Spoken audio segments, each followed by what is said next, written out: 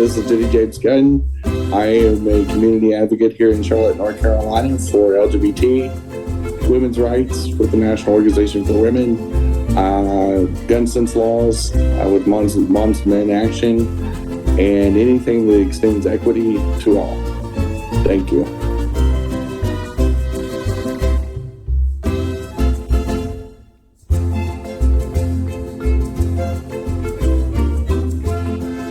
Hi, good evening. This is Barb Bacon. I'm a community advocate here in South Charlotte.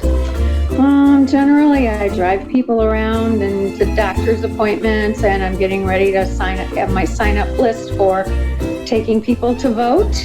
Buttons, once again, are, I believe in healthcare for all. I've got some people that don't believe in Medicare for all. Gun violence, let's get some control of guns. And Black Lives Matter in honor of our friend Joel that passed away last year. So that's it, guys.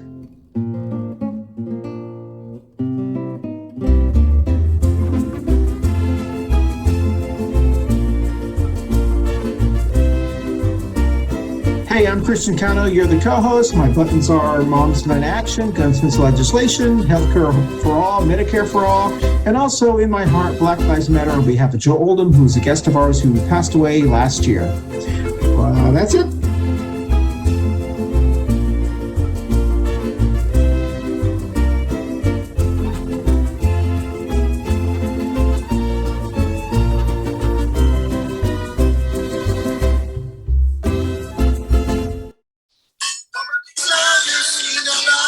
Good morning, everybody. It is November 30th, as I was corrected last week.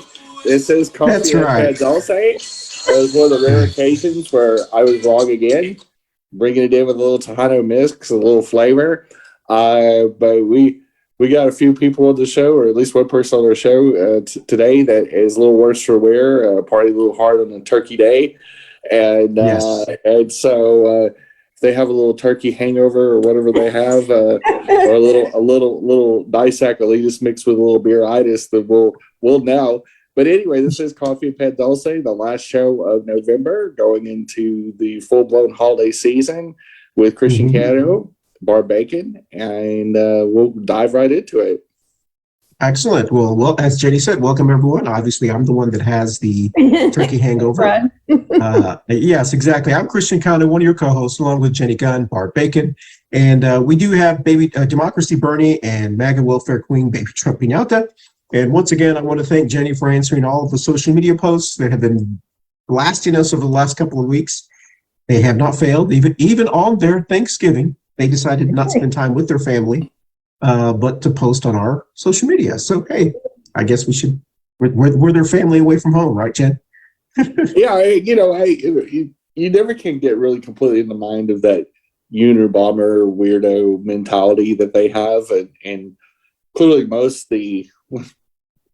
always curious. I always look at their profiles just to see what their profiles say, and it's usually, conspiracy theories, Trump won, Proud Boy stuff, Alien stuff. Like it's almost the same profile, just replicated. Including that one creepy Lutheran pastor from Iowa. He had some creepy pics on his deal, So, but they're typically people. Lutheran guy from where?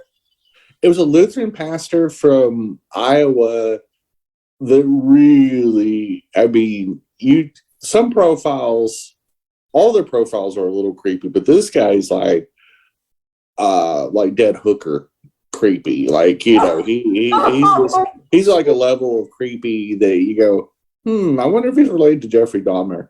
But just a level 10 creepiness. But the great thing is they takes all kinds, right? What absolutely. I mean, and they move us up the algorithm, and they literally, the one today made a comment on the Two Queers page, and then ported himself over to the coffee page. And on the coffee page, he said, "No coffee for us," but he misspelled coffee. Now, you got to, depending on the size of his screen, like I was looking on my phone, so the title of the show is right there that has the word coffee in it. And so it's literally an inch to 2 inches from where he misspelled coffee. So he couldn't even, I mean, the fact that this guy is some kind of functioning adult and can't spell coffee, that's one subject. But the fact that it's in the title of our show. And he went out of his way to mention it as he thought he was being clever, to me is just beyond delicious. And it just tells you how dumb bigots really are. I mean, you doxed yourself. I don't even have to really say anything to make you look stupid. You know, like it's almost enough said. And you're muted, Christian. So Christian was just gabbing away. Like, sorry about that. Yeah. As Jenny said, it is comical because a lot of these individuals, many of them, especially if you're following us on Facebook, if you're following us on Facebook, you're more than likely over 45 or 50 years old. Because people under 50 don't really, I mean, we get people who follow us and we get people who post. The majority of the time, it's people over 50. And a lot of these people who are over 50 years old are talking about whatever they're talking about. And they'd rather spend time talking about us than encouraging their, And so, as Jenny said, I'm glad they do because they help our clicks and we're happy to have them listen to us. Now, but you can tell they don't watch the show because if they watch the show, some of the things that they say that we would not say or say is completely opposite, which is like today's topic, for example. If anybody actually watches our show, and I appreciate there are people that watch the show, but the ones that complain about our term using the term Latinx have never really watched our show because they would know we often say Latinx, Hispanic, whatever term you use. Yes, and so Tejano, Chicano, whatever term you. I mean, if they actually just even listen to the first few seconds, now that I took over music duty, I'm playing mostly from these different Tejano mixes that I find on iTunes. And I say Tejano almost is equally because it's a reference to if you're Hispanic or Latinx and from Texas, that's a term that we use. It's a very common term. And it's how most people from Texas that are of Latin American descent and ethnicity actually usually refer themselves, like even music festivals, it's usually a Tejano festival. I know in San Antonio, I heard the term Tejano more than Hispanic, which was really the term of the day the last time I lived there, which was the late 90s to the early 2000s. And so, to me growing up in a predominantly Latin American community like San Antonio, I heard that all my life, Tejano, just more people found out about it outside of Texas later on, when Tejano pop stars like Selena and people like that started becoming in the national scene. Well, as Jenny said, today's topic is the Latinx, Latino, Tejano, Chicano, Hispanic debate, part 2. It's the second time we're talking about this, and bear with me today. I'm having a hard time catching my breath. I think I have the RSVP, or what is it called? The RSV. Okay, it's I whatever it is. That's okay. That's right. It may be the V and the P. I think I got the V and the P as well. But we're going to go over our Barb's current events, and here's the intro for Barb's current events.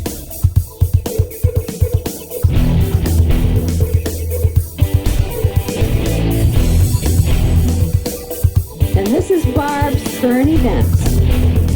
All right, so if you have not seen that video, you've got to, because it's actually pretty funny. All right, the top 3 current events in the United States. If you want to comment on these in 30 seconds or less. Trump, basically, you want to comment on Trump? I had it written down, but I can't read my writing. Trump did something. I'm sure it was something very. Trump met with white nationalists on Friday night, had dinner with them, with Kanye West. This white nationalist person said, I don't know who they are. So if you want to comment on that. The second thing is our favorite, or some people's favorite pillow guy, Mike Lindell, has said that he wants to run for the Republican chair position. So Mike Lindell is running for the chairperson of that. And then lastly, the National Party? What is that? The National Party he wants to run? Yes. He wants to, because anybody can run. Yeah. But generally you don't win unless you're like a member of the party, maybe a member of the state caucus. Yeah. You got people who kind of back you and so forth. And so that one was another thing. And then the last thing we're going to talk about is this special prosecutor that was assigned for Donald Trump. Trump has really gone off the rails over the last couple of weekends. He even posted something about him on Thursday, on Thanksgiving, about how, they're all out to get him and stuff. So he's kind of panicking. So does anybody want to comment on any of those in 30 seconds or less? Jen, you want to start? Honestly, I could do a combo on all three. The wackadoodles, Lindell, the pillow huckster. I am the jackass Trump and his insanely psychopathic, anti-Semitic, bigots that joined him for dinner on Friday night. All I have to say is, I look at somebody like President Obama that was working in a soup kitchen over this weekend, feeding the hungry and the poor, and I look at Trump and I go, that's all you need to know. Literally, he's dining with Nazis and psychopaths and, spouse abusers and Yee or Kanye or whatever that piece of trash's name is. He's just, you talk about, you're judged by the company you keep. Yeah. And I understand that. I hang out with Christian a lot. But I knew it was going that way. But let me tell you something. I would hang out with 100 Christians, and versus the people that Trump was with on Friday night should make your skin crawl. Now they're saying, the Republican Party is literally saying, the crazy parts out loud and don't care. They're daring the American voting populace to stop them. It's like a crazy game of psychopathic Nazi chicken. And, I'm sure Reagan had tons of Nazi friends too. And I know Reagan for a fact was racist. Nixon was too. But they kind of kept it on the down low, a little bit better than what is representing the Republican Party now. And this guy's just, man, he literally is like peeing off the high dive. Like, he didn't even try to pee in the pool discreetly. Like, he's just like dropped his pants and is peeing right off the 3-meter board and saying, what are you going to do? Yeah. Well, remember when he said I could virtually go out and shoot somebody and nobody's going to do anything to me. So that's what he thinks of himself. So yeah. And it's what he thinks of Republican voters and voters in general, is that he can say what he wants when he wants. Hitler had that same idea in 1929, 1930. And people like that just constantly lie and just push huge, ridiculous lies. I think the danger of people like that is, if you're not vigilant and you don't push back, then it just gets accepted as the truth. And after a while, we just become numb and apathetic, and we start appeasing evil like that. And that's why you have shootings at grocery stores and gay clubs and churches and places like that, is when you start burying your head in the sand. You have book burnings and people goose up in ground shirts, which we kind of have that already. Yeah. And you have to, no matter how fatigued people are, is to constantly speak out, constantly call it out, like Don Lemon did over the weekend, with a Jewish leader that's also a Republican, that was a consultant of Trump's. And this guy would not condemn Trump meeting with very significant anti-Semitic people because he was a Republican. And that is scary because he was the grandson of Holocaust survivors. And in fact, he even led with that at the start of the segment. And so Don Lemon was almost beside himself on CNN. It's like, how can you not? It's a yes or a no answer. You either condemn the former guy meeting with anti-Semites or you don't. And he kept trying to, take him on the circular roller coaster ride. And Don Lemon finally just stopped it, hard stop, said, it's a yes or a no. I just want to see, I just want to have you say it on the record. Do you condemn it or not? Like, it's a simple answer. Right? Fighting anti-Semitism as a Jew and as the grandchild of Holocaust survivors. Like, how can you not? Like, it should just be a automatic. Oh yeah, that's, I might be a Republican, but I still gotta, like, Republicans still called out Reagan when they needed to. Nixon the same way. But good gosh, it's very bizarre to see that. What about Mike Lindell? Do you have any comments on that? I mean,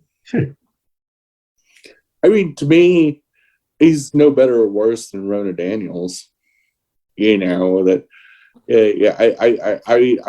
I mean, it's just like insert idiot here. They're both as useless as a rubber crutch. We got the pillow guy that's a con artist, and we got Ronna Daniels, the chief of staff, is downloading, child pornography there at the headquarters, and everybody knows it, and they still keep him employed. Like you literally, like, what's the difference? It's crap in, crap out. Like, I mean, to me, I don't care who heads up the Republican Party. Quite frankly, I don't think it's going to make anything, because it's Trump's party, no matter who's running it, of, air quotes. Like, I think he's got such a lock on it up until he goes to prison, and then, I don't know how that's going to work, but, I think, I think it's just a flaming dumpster fire. And I think that Mike Lindell is symptomatic of the MAGA version of this party, that everybody wants to be famous, everybody wants to FaceTime, and everybody's going to keep saying the most stupidest, ridiculous stuff. And they honestly have no shame. Like, they don't mind sounding stupid and desperate. Like, I was like, at some point, I would be looking in the mirror going, Jesus, what have I become? And like, no self-awareness or introspection whatsoever. It's fun to watch, because that party doesn't represent anybody that's even sane. But at the same time, it's kind of sad that the Democrat Party has to be the grown-ups in the room all the time. Like, whatever kookiness we have, it's shadowed by these whack jobs, So, where do you guys think, or do they still exist, Republicans that maybe they don't have the guts to say something out loud in public, but are they just ignoring it and hoping it's going to go away?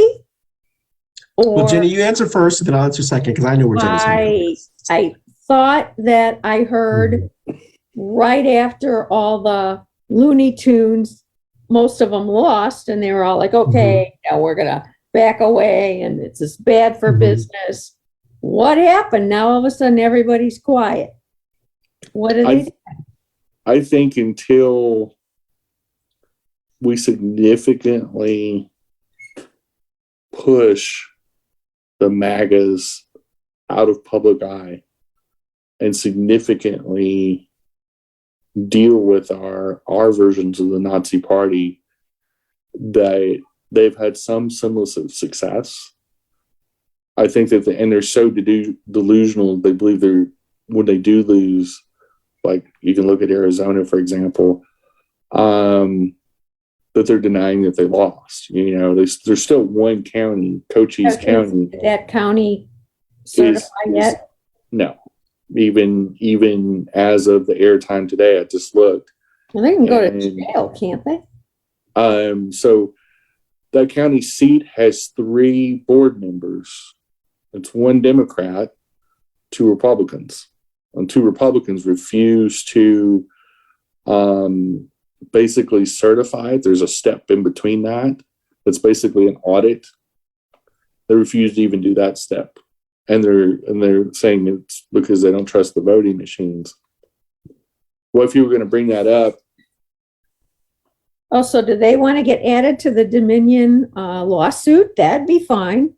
And to just slap them with it and just say, okay, exactly. Fine. And I'm like, if you do something. If you're that concerned about voting machines, and I don't know how long those 2 Republicans have been holding that office, why wasn't this addressed months ago? Like, because they knew they wanted to wait. Well, yeah. I mean, yeah. You're saying the logical thing. Yeah. To me, the state needs to come to them and go, look, here's the thing. If you really were that concerned, you should have said something before the results came in. Then you'd have credibility. A judge needs to sit them down and say, you're going to certify it, or I'm going to certify it. We don't really care, but it's going to get done. Let's get on. Carrie Lake lost. You're not going to save her. There's no amount of cheating you can do. Your duty is this, and this according to our state constitution, and it's over. But this is where we're at in history with our democracy. And so what are the state laws in Arizona? If they don't certify, can they arrest them? And what are the that's laws? A good question. I don't know. Yeah, I don't know. I haven't. Yeah. I heard that they could go to jail, which would be fine. Cool. Yeah. And lose their positions. I mean, if you're not upholding the oath that you took, you have no proof of your assertions, then give them the hook. Why are we farting around with this? Hey, I'm going to interrupt y'all just a second so we can take our first break, and then we'll come back and we'll kind of touch on this a little bit more. So we'll be right back in 30 seconds or more from our first break on Coffee and Pan Dulce. Hey, y'all, the holidays are coming up, and what better way to celebrate locally than with Manolo's Bakery's fine goods and services. They have amazing chocolate cakes is what they're known for. Tres Leches cakes, tamales. Get your tamales orders in early, especially if you're going to order for Thanksgiving, because they sell out fast. But they have an amazing bakery and restaurant there on the east side of Charlotte, and you're missing out. Plus, you should support your Black and brown businesses and shop local and shop small to really keep the economy going. Thanks for watching, and shop with Manolo's this year. All right. Thank you for coming back. And kind of to your point, Barb, and then what you've been saying, Jenny, it seems like more and more that the people who promote the MAGAs, that MAGA part of the Republican Party, they have made the decision, and it's, we've talked about it, but they've made the decision. They have nothing to lose other than to just throw everything at it, because every time they throw everything at it, they come out as heroes to their kind of few followers. And that's really all that's like their 15 minutes of fame. Unfortunately, I don't see the Republicans who've been quiet. I don't see them speaking out against them, because I think there are some of them who say, well, I think blacks are getting too much. I think immigrants are whatever. I mean, there's a little bit of bigotry within them and prejudiceness, and this is their way of going, I don't have to openly support them, but I am going to keep kind of supporting them behind the doors. And it is really sad but I also think it's a generational thing. I do believe when these Gen Xers, and we've been talking about this, these Gen Xers and these boomers, as they leave this earth, that is the only way we're going to be able to save America. The quicker that they leave this earth, I think is how we're going to say it. Until then, I just see us as being the type of country where you have those individuals who just, for whatever reason, have played by these rules for so long, and now that they see other people wanting to play by those same rules and winning, it upsets them. And so I don't know how. I don't see, other than maybe some Lincoln Project people, I don't see Republicans coming up, and it's almost like racism. Black people shouldn't have to talk about racism. It's white people because they're the racists. Yeah. So we shouldn't be talking about how to fix the Republican Party. They should be talking about fix it because it's their problem. You know what I mean? Well, and I truly believe, based on the engagement that we had in the midterms, there's a very strong possibility, if we keep with the same tactics that we had in midterms, and we do it in 2024 and then 2026 and so on throughout this decade, I think it's going to kind of fix itself. Yeah, as long as we stay on that same aggressive path. And what I mean by that, we look at, we'll use the Colorado District 3 race with Adam Fritsch and the Wacko, Boebert, and a overwhelmingly Republican district, that the narrow victory for Boebert was so narrow that it sent it into an automatic recount. Mm-hmm. And it was a matter of a few hundred votes, and in a race that the previous election, she blew her opponent out. Like, it wasn't even close. Right. Yeah.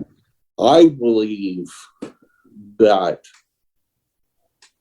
twofold, that in some states, our engagement and activation is so low that we keep going down the path of taking the disenfranchised, and I'll use Texas as the prime example, that more people that were eligible and registered, and people that were eligible to vote but aren't registered yet, was 50% higher than the total amount of votes cast. I see that as a positive. Yeah. I see that as we're going down the right path, even in the most dystopian of our states, like Texas and Florida. And then you look at states that are traditionally Republican leaning, like Arizona, where there was a clear message sent, Colorado, a very Republican district. We're Michigan. seeing Michigan, even California. Wasn't that long ago that we had the governor there. Yep. We had Arnold Schwarzenegger as right. governor. It wasn't that long ago. It was in this century. And so I truly believe that the temperature of this country is shifting under the feet of the Republicans, no matter what they do. But I think the fact that they are doubling down on Looney Tune ideas and nothing that's relevant to what our world is going through right now only buries them fast. It's kind of like quicksand. The more you struggle against it, the faster you sink. We can hope. I think it is the absolute desperate playbook of a party that is so unrelevant to people's everyday lives, even locally. Becoming local Republicans got blown out. Yeah. And so I think people are looking down deep and going, look at the fact that we have a 2-term Democrat governor here in North Carolina that would have probably been unthinkable before, in 2015. Right. Yeah. And so I think the youth, the young voters, the young adults in our communities all across the country are absolutely rejecting the politics and feudalism of conservatives and going, hold my beer and watch this. And I think it couldn't happen, any better timing. I think younger people with the tools of the trade have the ability to think and critically think better than we ever could. They understand how to get their information. And there is so much activism in those generations. Their fire for our democracy will not burn out. That is the positive part. And I think these cartoonish they remind me like Snidely Whiplash with the crazy mustache and just tying a woman to the train tracks, and then Rocky and Bullwinkle are coming there to save the day, kind of thing. And that the Republican Party's like Snidely Whiplash. Yeah. Just to the point where, in fact, he kind of looks like Mike Lindell just a little bit. With Mike Lindell's porn stash. If you really think about it, I'm not so sure they weren't separated at birth as twins. But anyway, they're just as cartoonish, just as stupid. And their level of stupidity and desperation as the Republicans' best and brightest that are running, if that's their A team, we're going to be okay. Because I think these modern, young, hip, smart, woke people, and I go, no, that's stupid. That's something my grandfather would believe in. But Jen, I'm not down with this shit. No. But Jen, what you said, and I know we've been saying this, and what you said is exactly what I think most of us are thinking and hoping. If this, and you worded it very, I think, really good. If this is the best that they have to offer, the MAGAs, the Proud Boys, MTG, these, if this is the best they have to offer, I'm not worried, because it's like, it almost makes you go, if this is our competition, I know we said that one time during one of our shows, if this is our competition, if the best they have to offer is people who troll our shows, I'm like, great. I would rather you spend all your energy and all your time getting your stuff out with us while we're winning elections. I mean, that is to me I agree with you, Jen. That is a really positive sign, because what I hope is other people, unaffiliated people like Barbara, like people who maybe know Barbara, who are influenced by Barbara, I hope they will see, all right, this is the MAGAs and this is the other people. It's kind of crazy. And that's what I'm hoping, like Tejanos in Texas will start to think and go, I don't want crazy, and I think you're right. I think Trump has got, the more he talks and everything, it's just people start going, wow, this is just really crazy. Okay, but let's go to Florida. That's what worries me. Well, they have the people, the Latinx, the Chicanos, whatever you want, the Cubans, so scared that the Democrats are socialists, and they are so afraid of that. How do you undo that? We don't need Florida going rogue. But let's compare and contrast, for example, and Florida is a great example of selling fear. Right. But let's also look at the Latinx community in Florida versus Arizona, for example. Exactly. And so the Arizona or the Florida Latinx community is predominantly made up of people that either escaped Cuba or descendants from that era. And so you have to look at the fact they lived under a very austere communist regime and floated across 90 miles of shark-infested waters. So these were people that the word communism, socialism, going back to anything like that, their view of communism and socialism is completely tied together, and they lived in abject poverty and with a government that was very brutal, still is very brutal, and they know the stories of that. Now let's converse that with the Latinx community that lives in Arizona, which is made up of large blocks of Apache descendants and Apache reservations. People from, originally probably Mexico. A lot of people that probably family that lives on both sides of the border, a lot of ranching communities, a lot of the people that live in Phoenix and the larger cities that are probably college educated Latinos from all around the world, because it's a very international city. And let's keep that in mind. Latinx community in the state of Florida voted 70% Democrat this year. Exactly. Yeah. So where we Republicans really want to highlight that they think they got the Latinx vote, the Hispanic vote. So I think not so fast, sweet cheeks. In most states that have a measurable Latinx voting bloc, they overwhelmingly, between 55 and in the low 70s, vote Democrat. You see that in the Chicanos in California. You see it in Arizona. You saw it in Nevada. You saw them supporting Latinx candidates. You're starting to see it in Texas just a little bit. And really the anomaly is Florida. Florida typically is an anomaly. It's a state that bucks trends, and I think, it's an outlier that does not prove the general case. You can't. We can look at New York State that also has a heavy Latinx influence, especially Pennsylvania. And Illinois. Chicago has a very big Latinx population. And so the states typically have large Latinx populations that can make a difference in the total vote counts. Latinx typically vote. They're more left-leaning and support the Democratic Party, especially in the last two elections, with the exception of Florida.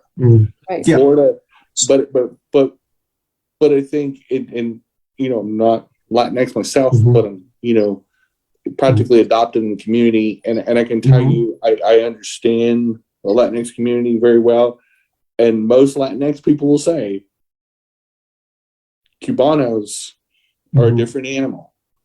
Very different. And I compare the difference between people that are more of Afro-Latino descent versus people that came directly as a slave from Africa, and versus Afro-Latinos that come from like Puerto Rico and places Dominican like Republican or places like that.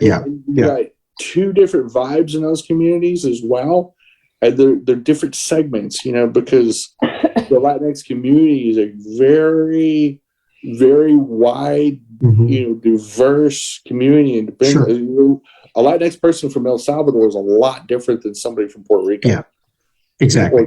Very different. Hey, let's take a second break. Yeah, let's take a second break real quickly, and I want to comment on what you said there. We'll be right back on Coffee Pan Dulce right after this. Hey everyone, thank you so much for watching our Coffee Pan Dulce show every week. Don't forget you can watch us visually on our video podcast platforms on Facebook and YouTube, but you can also listen to us on your favorite audio podcast platforms like Apple, Amazon, iHeartRadio, Spotify, and all of the other ones that your favorite, whatever your favorite is. Once again, thank you for watching us on Coffee Pan Dulce. We'll dance out. Hey folks, this is Jenny from Two Queers in a Truck, and I want to do a public service announcement basically stating that the organization that is the official organization for the Colorado shooting is called coloradogives.org. And so you can find the instructions and the way to donate, but it is the official survivor and victims fund that help to begin the healing and help carry through the expenses that comes up with a mass shooting. We appreciate your patronage and watching us every week. And if you can, please donate. Thank you very much. Thank you. All right, welcome back. And so what I have noticed in my unofficial surveying of Latinos, Hispanic, Latino, Latinx, whatever term you use, and I know we said this many times, is it seems like, especially in Florida, the people who are Hispanic, whatever term you use for this group of individuals, the people that feel like they're going to go back one day, like Cubanos, people from Venezuela, people from Argentina, they actually feel like they're going back one day. And I noticed they're very, very different than, let's say, Tejanos, Chicanos, people from Mexico who have migrated here and who've been here for a long time. This is where they want to be. This is home. And so there's a very big difference. So when you talk about socialism and things like that, that works, I guess, apparently in some sections of Florida. but it doesn't necessarily work in Texas or Arizona or California because that they didn't come from a socialist country. Okay. They came from America. And so there is a very big difference. And I agree with kind of what Jenny says. Republicans like to kind of say, we're gaining them, we're getting them. Well, when you only had 10 here and 1 here and you get a half, yeah, you are gaining. So, yeah, I mean, I can say, yeah, they've made some gains, but it's not enough a significant gain, or it has not been. And I don't see that because the children are voting even higher percentages, Democrat or progressive kind of voting type of individuals. So I understand why there's this fear that they try to plant this fear, they're trying to socialism and all this kind of stuff. Because, I mean, and quite honestly, a lot of the people don't even know what socialism is. They don't even know what it means, especially the people who post on our postings, the ones that are not posting positive things, socialist. You're like, what is actually a socialist to you? And, we don't have the time to actually sit there and talk to them about things like that because we're just kind of kikiing at them. But a lot of times they don't really understand what socialist means themselves. And so it's a Cold War knee-jerk McCarthy term that socialism has been so tied successfully by conservatives coming out of the Red Scare era. It's anybody that ran against socialism and communism and used that to scare people, whether it was to, buy more nuclear weapons or whatever the agenda was, whatever, to get us into Vietnam, to get us into Korea, to whatever the flavor of the day is or the excuse of the day. It's the word has been so misused and so twisted, which is what a surprise if conservatives ever twist anything like the Bible or, political terms. I mean, they almost never do that. But when you twist something and villainize something that's so easy to twist because nobody's going to defend the word socialism. It doesn't speak for itself. It's just a word. It doesn't have a lobby. It doesn't have a focus group that's going to defend it or anything like that. So, conservatives, specifically Republicans and libertarians, have just ripped up, progressive America, talking about. But it does. But Jen, don't you think it? Jen, don't you think it speaks volumes? And I know I'm preaching to the choir here. It speaks volumes that they're so afraid of the term socialism, and they'll say like, Bernie wants to push socialism. Then you have Trump who wants to push fascism. You have other people who want to push white supremacy, and they don't think that's offensive. So for me, it's like, you can't even have a conversation with someone who can't say, all right, socialism is bad, but fascism is bad. Is that correct? Because they won't. It's a weird universe that they live in. But Christian, we have to talk about a significant issue, and I'm speaking to white people as a white person, that we are such a still racist country. Oh, yeah. And majority of white people, this includes Democrats, still want to promote predominantly white Democratic candidates. Yep. Mm-hmm. The majority of conservative politics, no matter what else they pick on, is still founded on the inequalities and the advantage of promoting racist agendas, conquering and dividing. Whether it was George Washington, eliminating the 6 nations that were in New York State, and literally just forward a Matthew Cook deal on history lessons, that those 6 nations developed a name for him that in their language was basically, and I'm paraphrasing because I don't know, the wording's not coming to me on the exactness of it, but it basically evil conqueror, that his name was forever written and blood for the rest of those nations' history. And the crazy thing is a generation before, the British government had established a line of demarcation that protected those nations. Mm-hmm. And George Washington didn't see the value of that because he wanted to push all the way to the other coast. Well, don't you? That's destiny, and that's our first president that committed a genocide against those 6 nations and set the tone of racism and the fact that he was a slave owner too. Yeah. But don't you? Everything that you need to know about white America. Well, I also kind of have a feeling that the racist part of our country, the people that feel that way, that their biggest fear is the reason they want to try to stay in control as much as they can is because they're afraid that they're going to be treated like they have treated other people. That's right. They're going to say, hey, this is how I treated these people. This is what's going to happen is when the way they're going to treat us. Yes. Well, and so, but it's really, but don't you think it's up to them though? It's up to them. If they continue the line of hatred and bigotry, yes, people are going to want revenge. But if you start now and say, you know what, this country's changing. It's always changed. Let's move forward. Maybe, I don't know. Well, I'll say 2 things about that.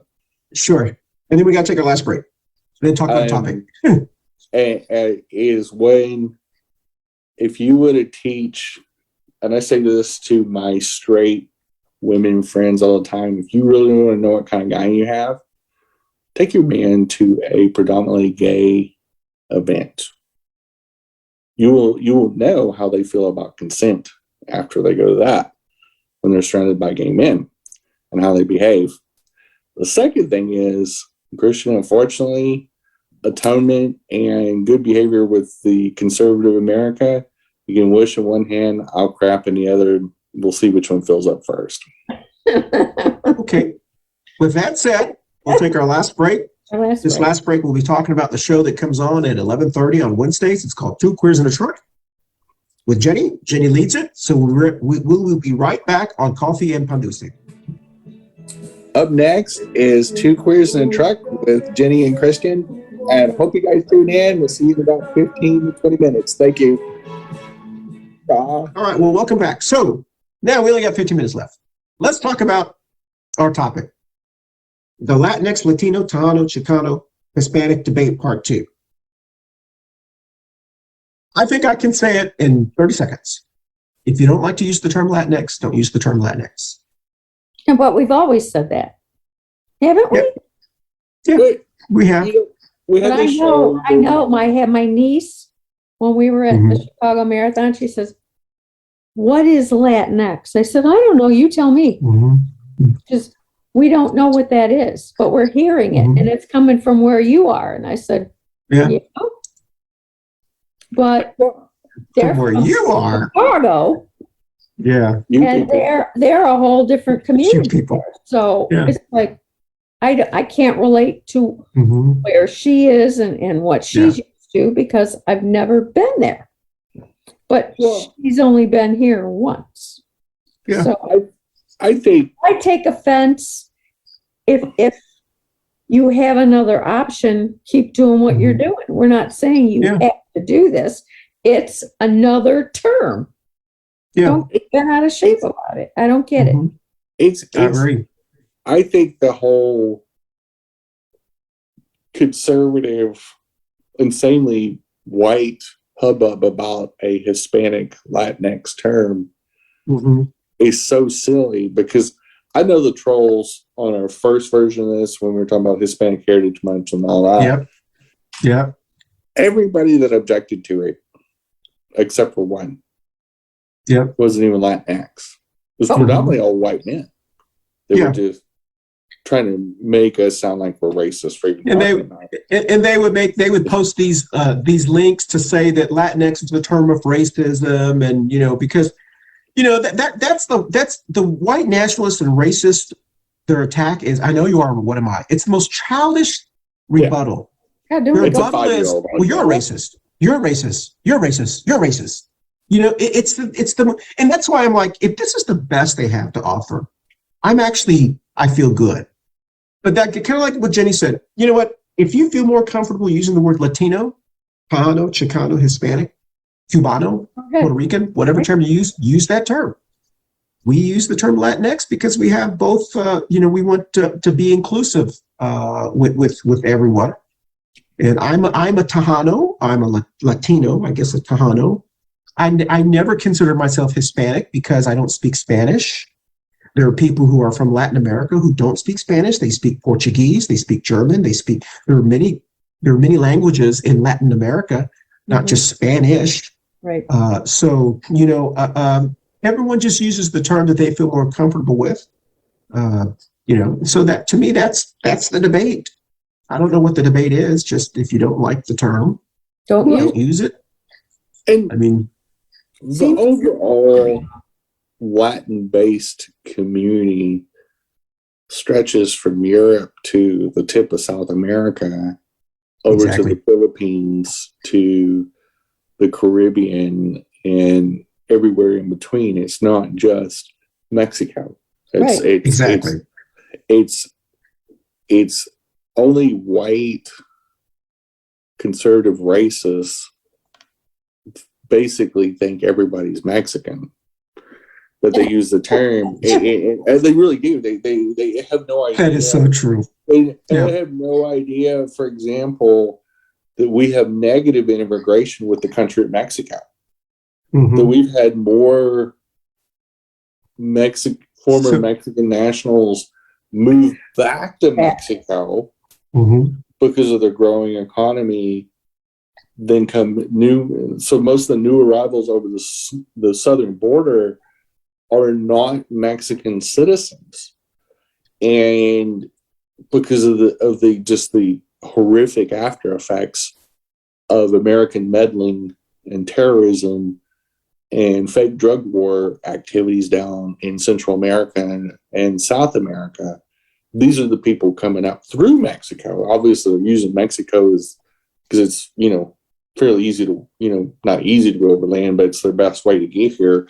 Because these aren't people showing up in their private yachts and private planes. Like these people with whatever they have on their back are willing to walk over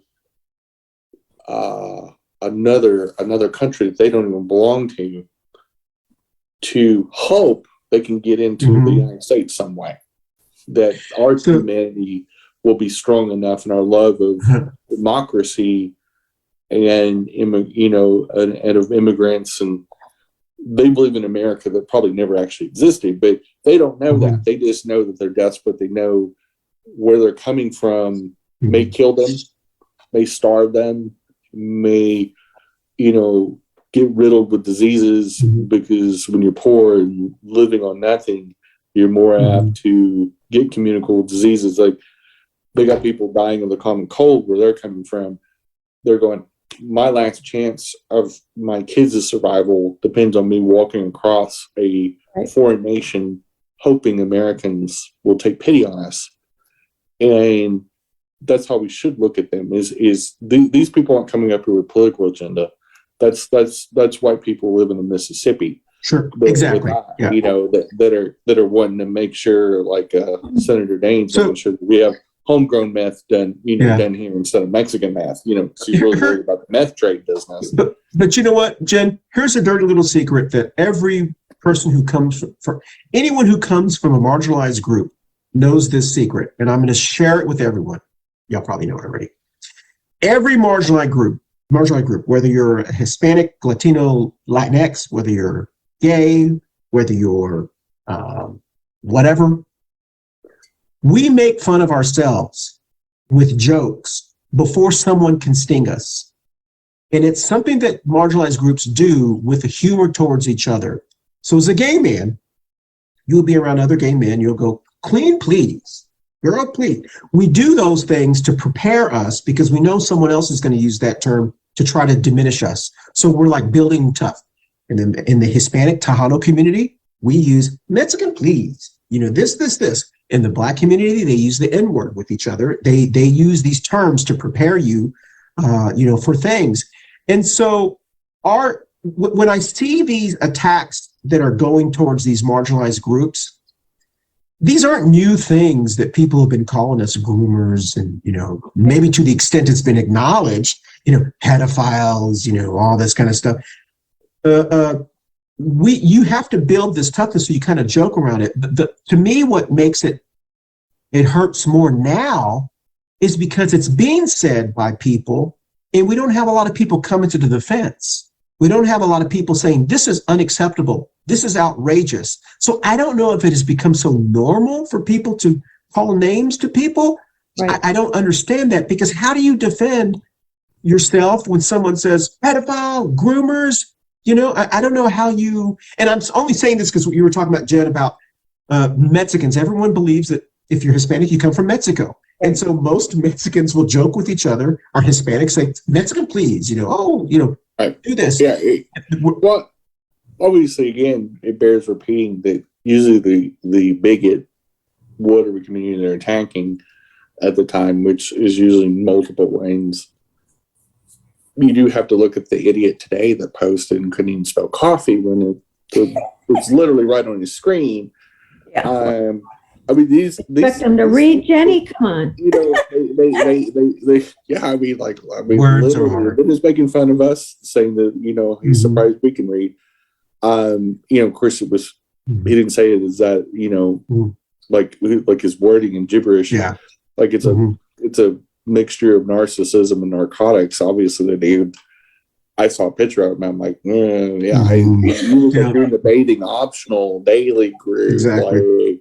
Like I'm sure he does mostly whore baths, which is a washcloth and probably some rubbing alcohol or something. But anyway, he just he had a nasty, dirty Santa beard as well, and so there's a pattern there.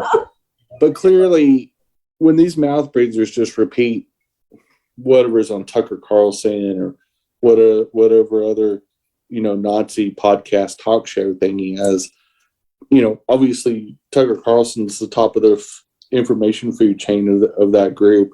We all know how problematic Tucker Carlson is that he's gay but not out of the closet, weird, strange thing. And then you got people like, Governor Dick Suckus and people like that that are the new flag bearers. You just realize if you frame it with the idea that they're all a bunch of mouth breathing morons, and you realize to be a bigot you got to be an idiot. Yeah, you got to be an ignorant, soulless idiot. You got to start there, and then you got to realize when they're attacking something. And I think we've started to see Democrats do it.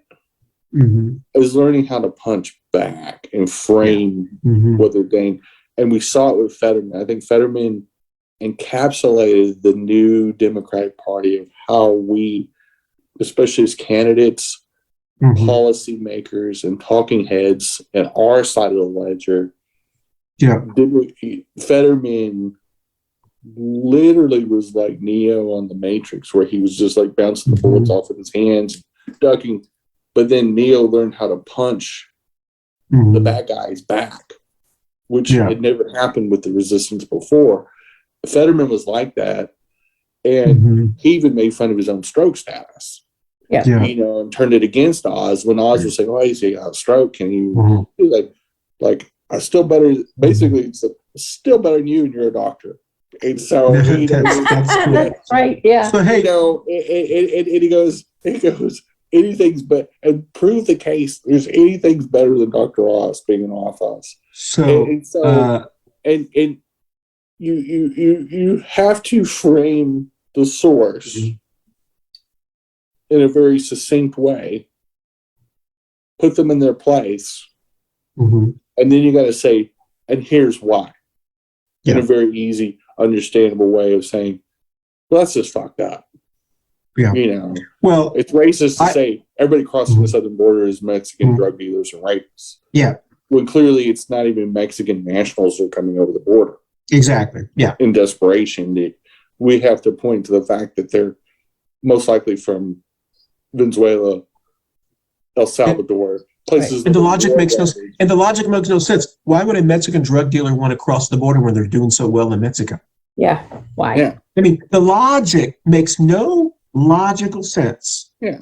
But interesting to say. But then again, that's the kind of things that have to be said. Is like, first of all, when a idiot that's a senator like a Senator Daines from Goats Balls, Montana, is running his mouth about the tragedy of Mexican meth coming over here, and we need to make sure we have our own homegrown meth.